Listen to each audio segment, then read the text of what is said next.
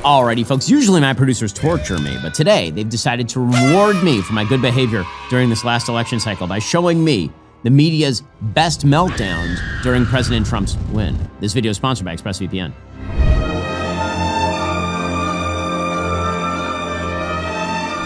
They're lying to you. Why do you think they keep losing? Loser.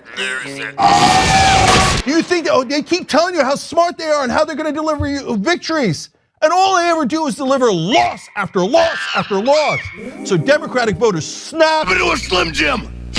Out of it. These guys are obvious liars. Fire them all.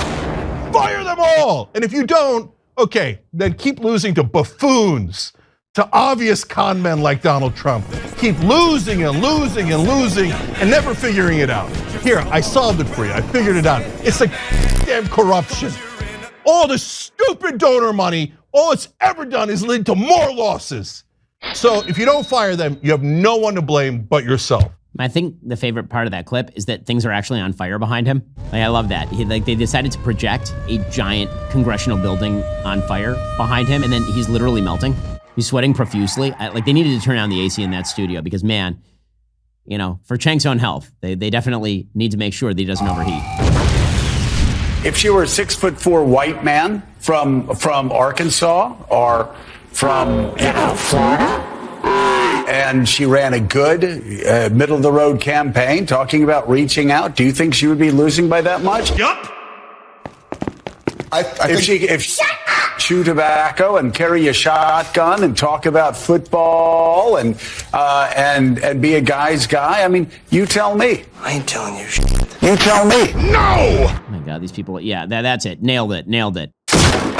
You guys tried this with Tim Walz. You literally tried this. You tried to get a dude from the Midwest who could carry a shotgun and supposedly talk about football. He wasn't good at either of those things. And you tried to pass him off to the American people as a good old boy. And you know what happened? Everyone went, nope, not even remotely close. I am a man. Also, let's be real about this. I love the buyer's remorse here. So it's our fault. It's our fault that she was a black woman. She's not even all black. That you decided to run. Let's be clear. The reason she was selected for vice president is because she was a black woman. The reason you couldn't pass over her as the nominee is because she was a black woman. And now you're complaining about us? You tell me. Shut your mouth. That's your fault. You're the ones who set the dumb intersectional woke standard. And now you have to live with it? Oh, poor babies. Oh, so sad. Gonna cry? For her to be selected as vice president after what I think she would tell you was a very disappointing presidential race, where I think she kind of lost her footing and was listening too much to consultants, frankly. Oh, wait, you serious? Let me laugh even harder. And it didn't really exude who she was.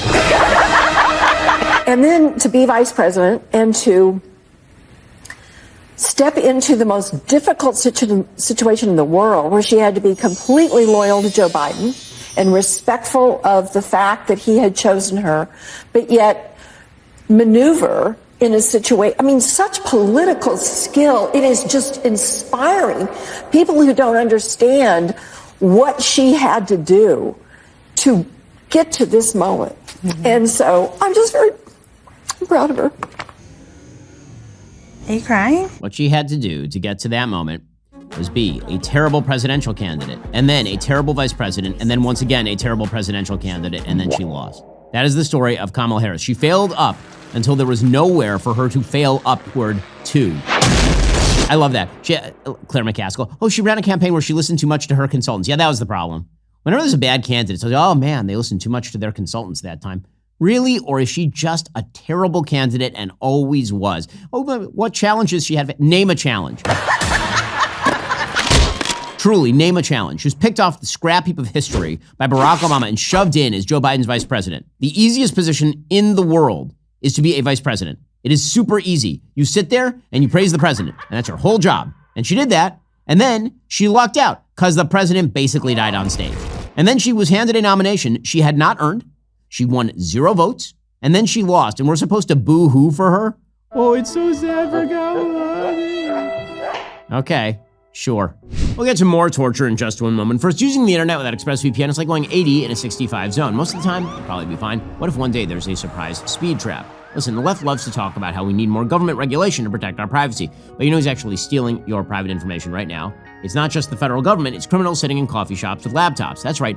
Anytime you're using public Wi-Fi at a cafe, hotel, or airport, hackers can access literally everything. Your passwords, your banking information, your private messages, all of it. Here's the kicker. It doesn't take some elite communist hacker collective to do this. A 12-year-old with basic equipment could steal your data and sell it on the dark web for up to $1,000. That's why I use ExpressVPN. I've been using them for years. Every time I connect to the internet, ExpressVPN creates an encrypted tunnel between my device and the internet. We're talking military-grade encryption here, folks. It'll take a hacker with a supercomputer over 1 billion years to crack it. Unlike the federal government's websites, ExpressVPN actually does work. You just open the app, click one button, and you're now protected. It works on all your devices, phones, laptops, tablets, everything. I use it every single day, especially when I'm traveling and speaking at events where I have to use public Wi-Fi. Right now, you can take advantage of ExpressVPN's Black Friday, Cyber Monday offer and get the absolute best VPN deal you will find all year. Scan the QR code on screen, click the link in the description, or visit expressvpn.com/BenYT. By visiting my special link, you'll get 4 extra months with a 12-month plan or 6 extra months with a 24-month plan totally free. Again, that's expressvpn.com/BenYT to get an extra 4 or even 6 months of ExpressVPN for free. expressvpn.com/BenYT. Oh, I love this one. Let's be honest, it was a terrible night last night. Speak for yourself, motherfucker. It was a terrible night for women, The women. for children, And the children, too. for the hundreds of thousands of hardworking immigrants who make this country go. Can we pause it for a second? Okay, for women, for children, for immigrants. For children, I noticed that you're totally fine with killing them in the womb. Totally fine with it. For women, I noticed that a majority of white women voted in favor of Donald Trump. And for immigrants, I noticed that 45% of Latinos voted for Donald Trump. So, I mean, read a frickin' exit poll, my friend. Oh my God, he is crying. For healthcare, for our climate, Oh, he's so sad. Oh, for science. for journalism, for justice, for free speech. It was a terrible night for poor people, for the middle class, for seniors who rely on Social Security, for our allies in Ukraine, Anything but that. for NATO, for the truth and democracy and decency. And it was a terrible night for everyone who voted against him. And guess what? It was a bad night for everyone who voted for him. Nope. You just don't realize it. No, I realized it was awesome. It was a great night. Well, thanks for lecturing me, Jimmy Kimmel, the sports guy from K-Rock. Most of all, it was an absolute disaster of a night for Melania. But it was a really good night for Putin and for polio and for lovable billionaires like Elon Musk and the bros up in Silicon Valley and all the wriggling brainworms who sold what was left of their souls. What? Where's the funny? Oh my God, this guy. I hope they keep him on air. Just because this is the funniest he's ever been, by the way. Look at this mutant playing my tiniest violin for Jimmy Kimmel. Oh, the millionaire's still going to be a millionaire. He's still going to get to live in the abortion capital of the United States, California. He's still going to get to hang out with all of his lib friends up in the Hollywood Hills. Just forget you ever saw it. Oh, oh, it's so rough, so rough. And I need his judgment. Yeah. I need the judgment of this doofus, a person who can't even write his own jokes anymore. I need that guy to lecture me about the morality of the woke pope of late night. I need Jimmy Kimmel lecturing me straight from The Man Show. Well, what a joke. He is more of a joke than anything he's told for the last 10 years. Y'all listen to this. Furthermore, I will direct the Department of Justice to pursue federal civil rights cases against schools that continue to engage in racial discrimination. Quite based, honestly. And schools that persist in explicit, unlawful discrimination under the guise of equity will not only have their endowments taxed, but through budget reconciliation, I will advance a measure to have them fined up to the entire amount of their endowment. A portion of the seized funds will then be used as restitution for victims of these illegal and unjust policies that hurt our country so badly. So, in other words, reparations for white people.